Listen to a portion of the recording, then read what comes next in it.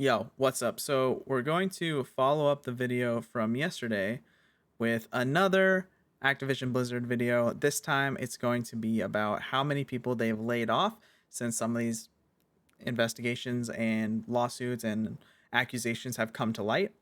And we're just going to go over this PC Gamer article and talk about it a little bit. Okay, so Activision Blizzard has shed at least 20 staff as a result of harassment investigations. Okay, that's a lot. And as we know from the all the situation with the EEOC and the DFEH and the uh, a better ABK stuff, we know that it's in the hundreds of employees who were affected. So it's a lot of people involved here.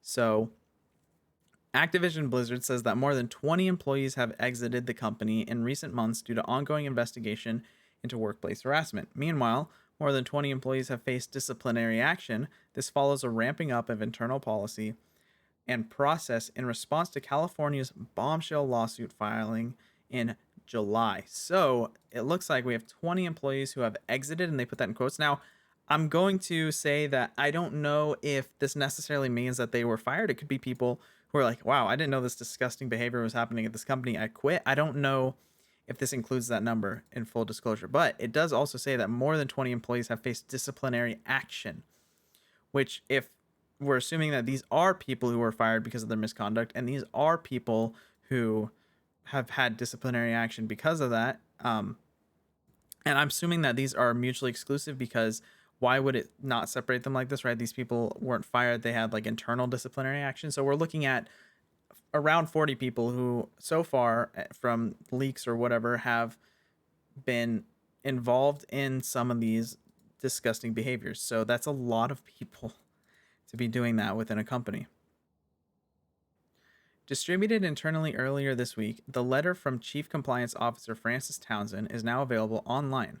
According to the Financial Times via The Verge, the list of exited or disciplined employees includes game developers and supervisors, but not board members.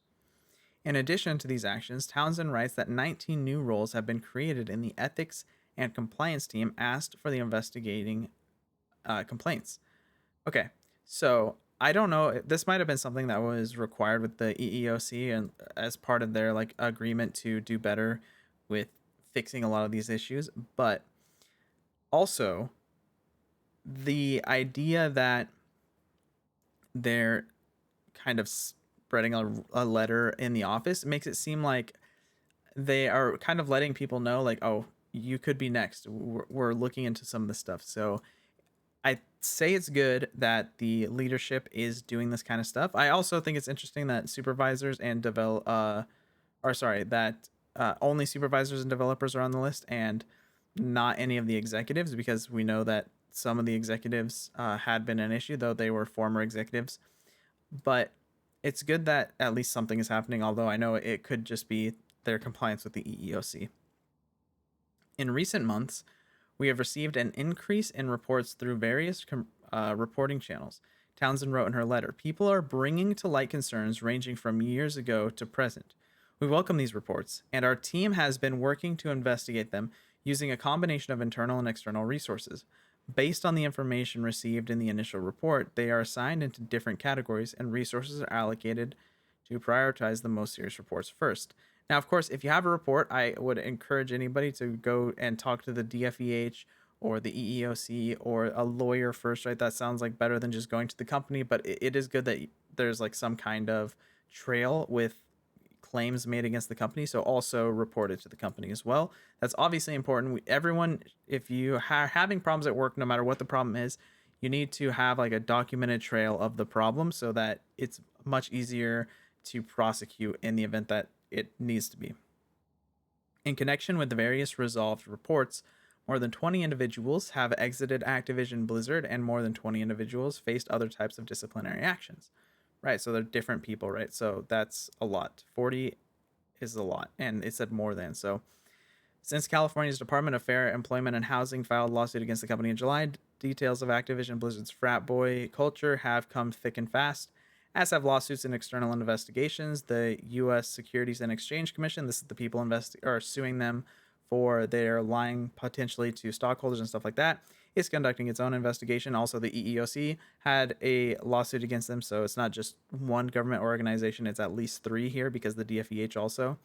Uh, its own investigation concerning the company's disclosures regarding employment matters and related issues. But the affair has also led to everything from in game name changes to employee walkouts.